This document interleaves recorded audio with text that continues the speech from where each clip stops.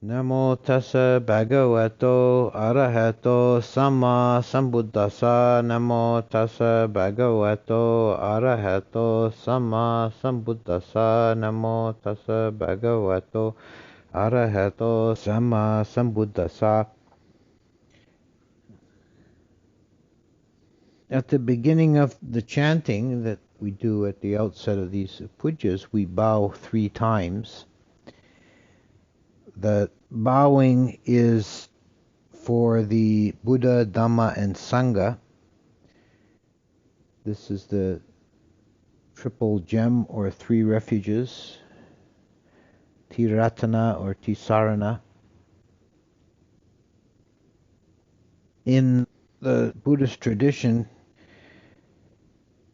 one is considered to be a Buddhist if you've taken the 3 refuges and 5 precepts.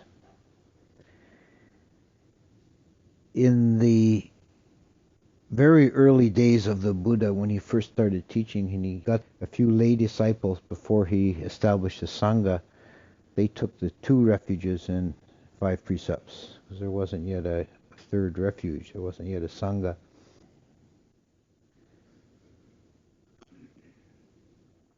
The Buddha, the first refuge, and all 3 of these refuges have deep layers of meaning, several different layers of meaning. The Buddha, in the first instance, is an individual, a certain man, Siddhartha Gautama, who lived at a certain time and place in ancient India,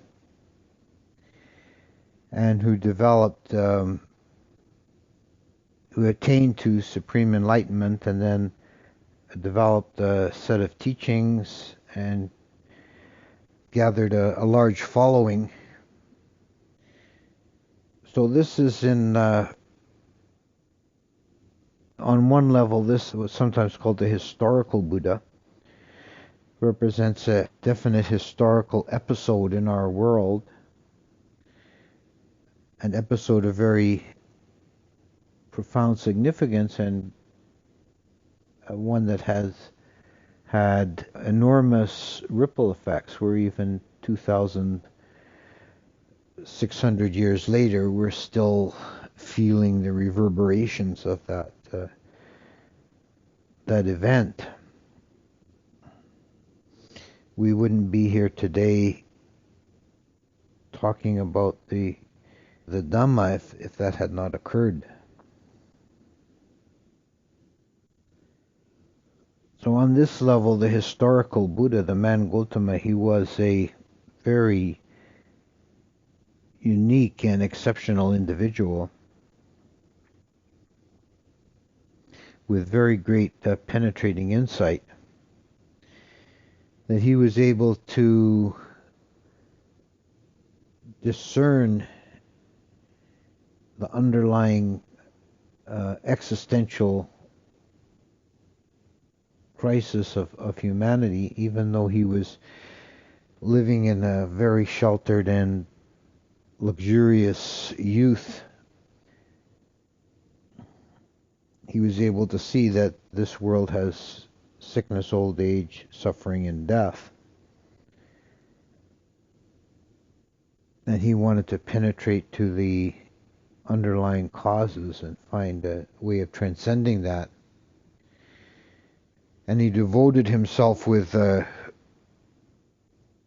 extreme rigor to 6 years of austerities to try and penetrate the nature of reality. And during that time he took at least 2 teachers, so 2 teachers that we have record of. One who took him up to the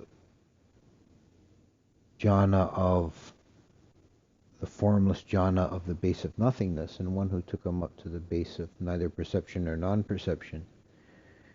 And this too demonstrates the unusual penetrating quality of his mind even before his enlightenment, because he realized these states were not the end, they were not supreme.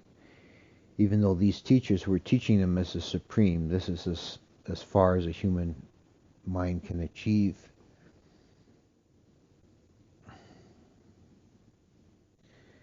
So to be able to immerse oneself in such profound states of transcendence and detachment, of emptiness, and still see, no, there's a trace of conditionality here. It was a very penetrating mind that he wasn't satisfied with that.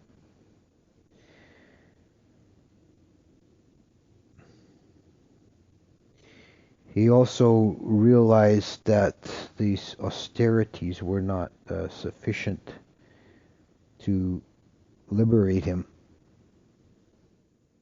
So even though he gained the opprobrium of his companions, he took a bowl of milk rice, broke his fast that he'd been on, and took a bowl of milk rice to give himself strength before he sat on the lotus seat for the final push to full awakening.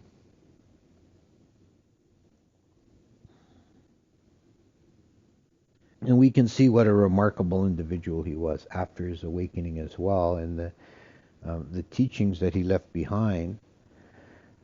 And we have a very, very good record of the Buddha's teaching relative to, say, Jesus' teachings. Have volumes full of his discourses.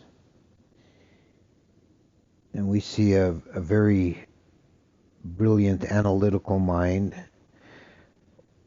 one that was able to bring in parables and metaphors, and one who had a sense of humor that shone through at times, even through the stuffiness of the compilers. Some of the Buddha's humor managed to find its way through. The word Buddha means awakened.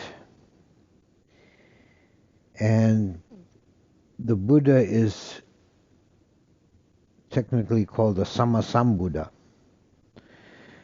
to distinguish him from a Pacceka Buddha. Sammasam means fully awakened by one's own effort.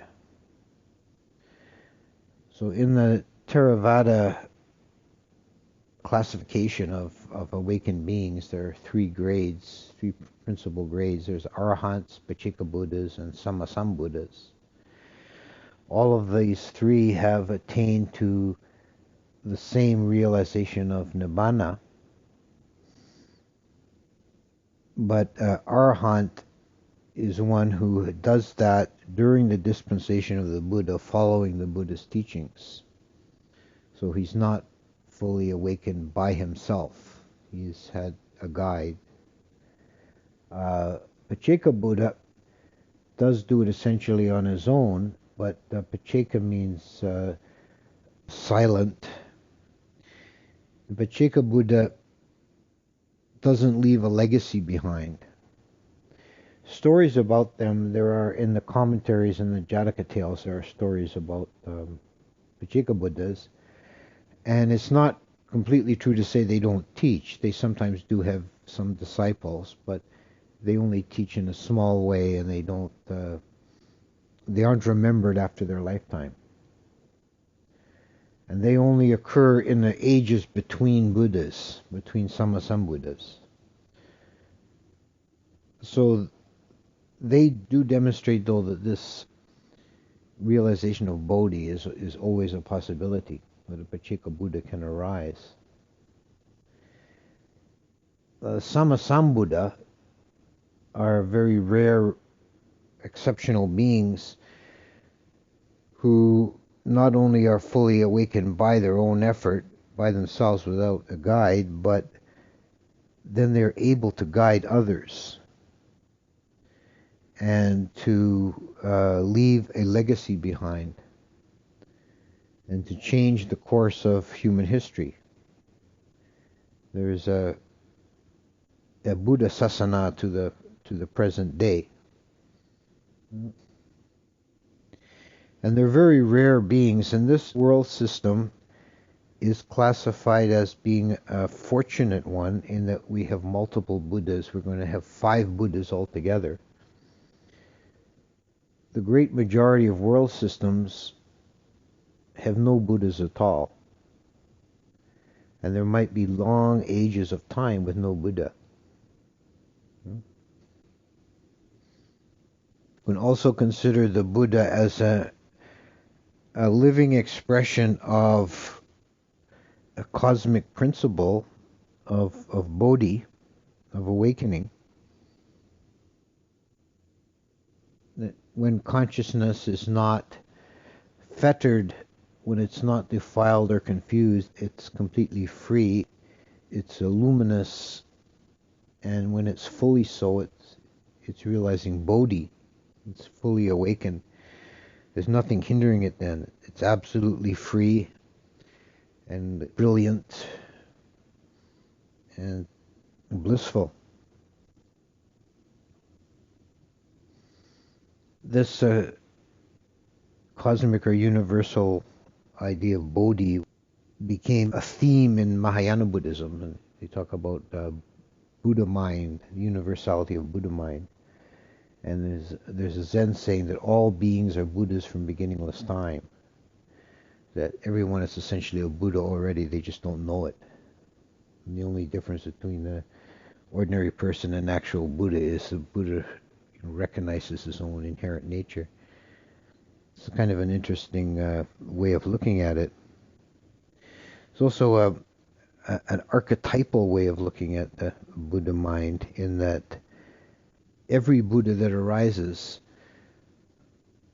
although they're all unique in some ways, in other ways they follow an archetypal pattern. There are various details of their biography that repeat in terms of every Buddha experiences these different things. There's a sutta in the Digha Nikaya that talks in some detail about the conception and then the pregnancy of his mother, and then the birth of and the early infancy of a Buddha from ancient times, a Vipassi Buddha. And it's one of the principal sources for a lot of the stories about our Buddha, because after each stanza in the story, after each paragraph, there's a refrain. Thus it is with every Buddha from beginningless time. They are exactly the same. This is Dhammata, meaning, this is nature. This is the way things are. So there's details like when the Buddha's mother was asleep in the night that she conceived the Buddha, she had a dream of a white elephant entering her side. And all the Buddhas from beginningless time, their mother has the same dream. And when the baby Buddha, or Bodhisattva, I should call him Bodhisattva before his awakening, when he was in embryo in her womb, he sat cross-legged with his back resting against her spine. And she had the power of divine eye to observe that and see him at all times. And the 4 great kings stood watch and guard in the bedchamber at night. They stood facing outwards with their swords, protecting the Bodhisattva and his mother. And then when he was born, she gave birth standing up. Said other women give birth sitting or lying, but the Bodhisattva's mother always gives birth standing up. And she died 7 days later, and it said, though this always occurs, the mother of a Bodhisattva always dies after 7 days. And so like this, and each paragraph is ended with that refrain. So it is with all the Buddhas from beginningless time, and so it will be with all Buddhas in the future. This is Dhammata. So there's an archetypal quality of the Buddha that is expressing it like a universal principle, playing out in the stage of conditioned reality, to to transcend conditionality. And the Buddhist teaching, we call the Dhamma. This is the second refuge, the second of the triple gem. The Dhamma also has different levels of meaning. The same word, the very simplest meaning of the word Dhamma, is used particularly in Abhidhamma as meaning a moment of consciousness. An object of consciousness is a Dhamma, because that's an expression of reality. And Dhamma as a principle, which is the way it's generally used in the sutta texts. Dhamma as a principle means a truth or reality or law. It's the way things are in general.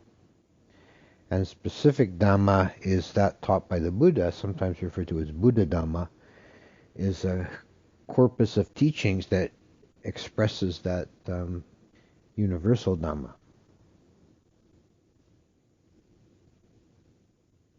In modern books, sometimes in the English books, Dhamma or Dharma in Sanskrit is given with a small d for the Dhamma in the Abhidhamma sense as the object of consciousness, and with a capital D for the teaching or the law. But that's entirely a modern affectation, because Pali, or any Indian, Pali doesn't have its own alphabet, but it uses Indian alphabets, and also Thai, and I think Sri Lankan as well. There's no capitalization. There's no distinguishing of capitals. That's something only in the Western alphabets. But the Dhamma as the teaching of the Buddha, taking it in that sense, is also quite a remarkable body of work, quite an achievement. The full collection of the Pali Canon is many, many books. It fills up a couple of shelves in a bookshelf easily, and it's divided into Sutta, Vinaya, and Abhidhamma.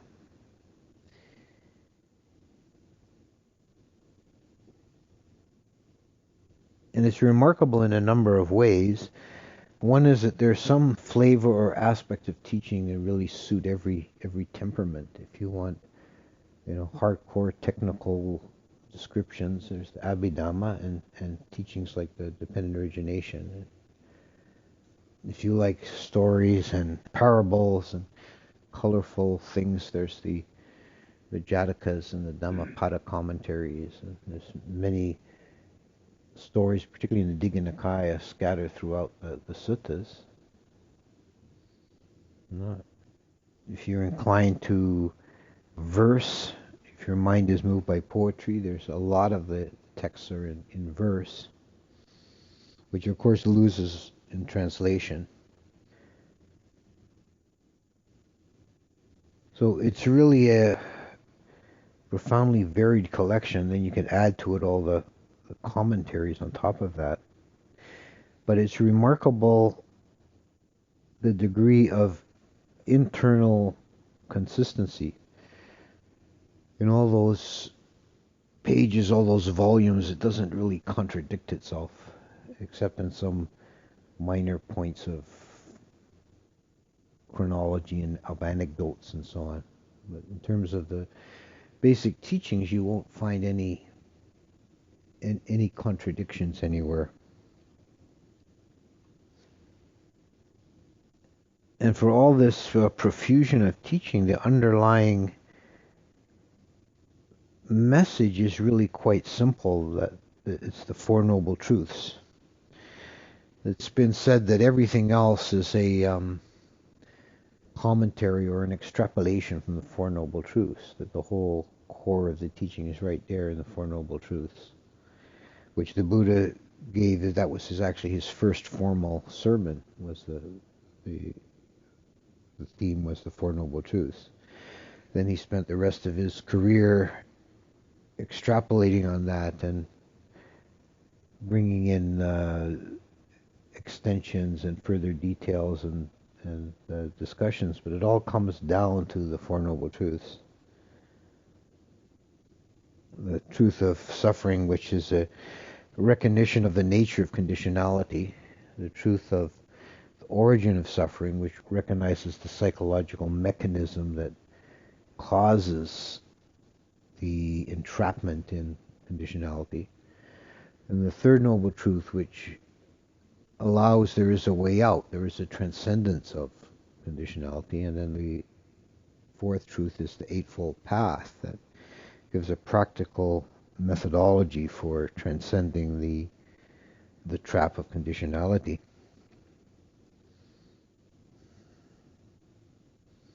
The Dhamma is said to be timeless, akaliko, which also has different levels of meaning. In one sense, it's timeless in that it applies irregardless of historical circumstance. Though the Buddha spoke it 2,600 years ago, it's still relevant and truthful today. If you read the stories and the dialogues in the Sutta Pitaka, they really seem relatable and human, and it's not difficult to imagine the characters involved. You recognize some of them. It's not like some very difficult alien psychology. But akaliko also means timeless in the sense of being outside of time, which is the nature of nibbana, the unconditioned, which is the ultimate teaching, the ultimate Dhamma. It's timeless, it's unborn, undying. Which in Pali it's amata, undying, which is different than the concept of eternal, which would be nitya. Nitya would mean something persisting through time, whereas amata means something outside of time. So it's ajata and amata, not born and not dying.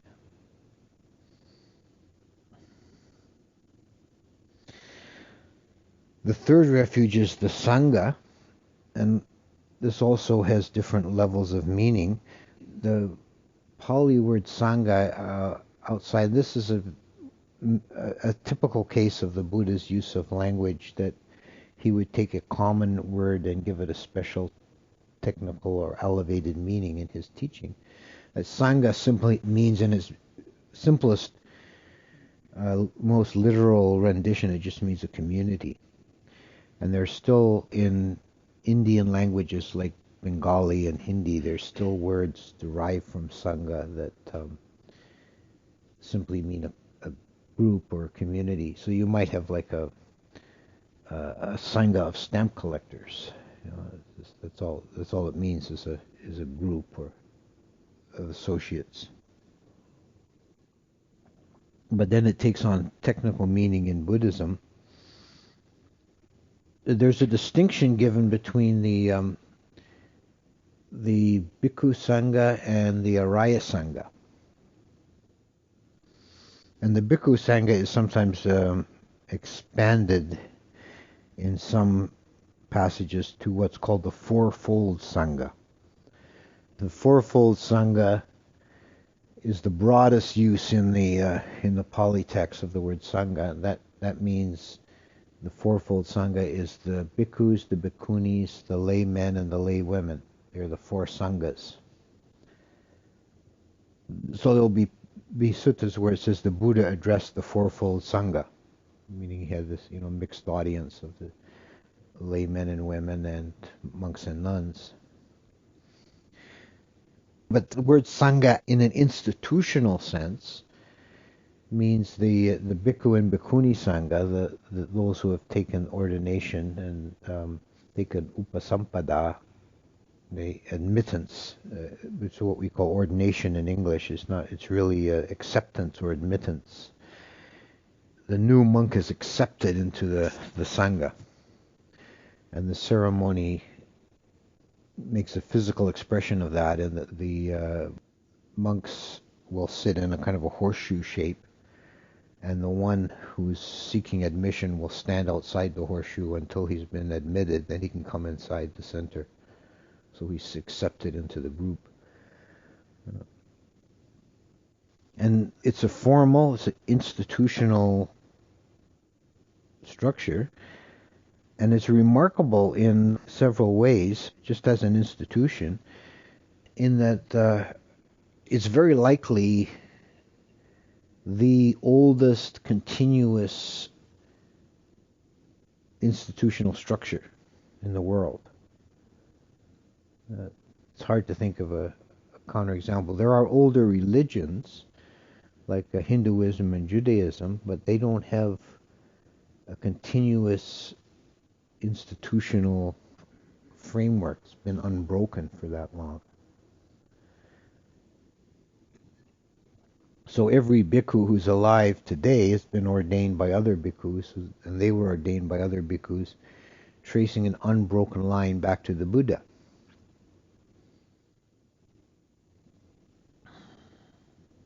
And it's persisted through time and extended broadly through space without a great deal of bureaucratic structure.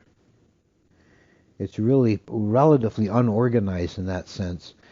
If you compare it to something like the Catholic Church, that has the very elaborate hierarchy and structure and bureaucracy.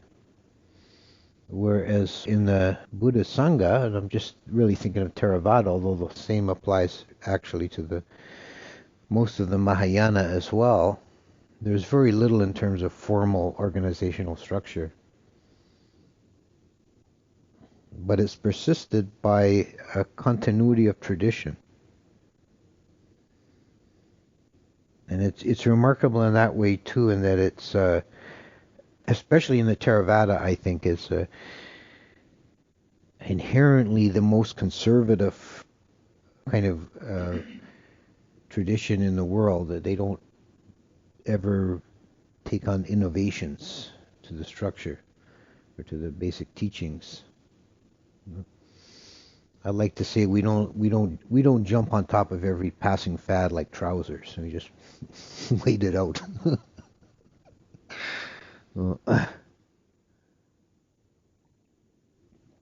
The clothes, these monks' robes, are basically, except for the color, they're basically the way everybody dressed in ancient India.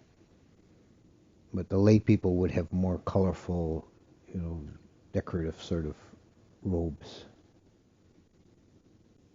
But the idea of having like a skirt, tunic type of thing, and then an overrobe, that was basically how everybody dressed. So the Sangha in that sense, the Bhikkhu Sangha and the Bhikkhuni Sangha, is a formal structure, and the members of it are representatives of that structure that originates with the Buddha, and they stand as emblems for something, but the individuals may or may not be particularly inspiring or unusual, or even, in some cases, they may not even be very virtuous. But the institution as a whole is something that does have a core in the awakened mind. It was seeded by the Buddha.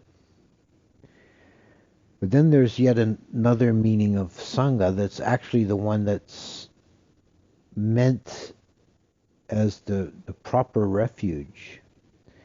And that's the Aryan Sangha, which is the noble Sangha, which are all those beings, whether they're ordained or not, who have attained to one of the stages of awakening. So Sotapannas, Sakadagamis, Anagamis, Arhants.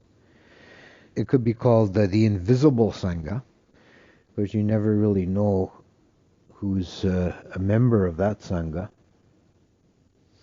And the visible Sanghas, the bhikkhus, may or may not have any attainment, but they stand as a representation of that. So the robes of the monks have been called the banner of the Arahants, like representing the Arahants, without necessarily being Arahant themselves. But as a refuge, the idea is to have a refuge in that as a possibility in the world. That there are these beings that have realized the unconditioned. There is this possibility, and I take refuge in that. Right? And if one has not yet attained to that, when taking refuge, one has an aspiration. May I join that noble Sangha? May I realize the unconditioned?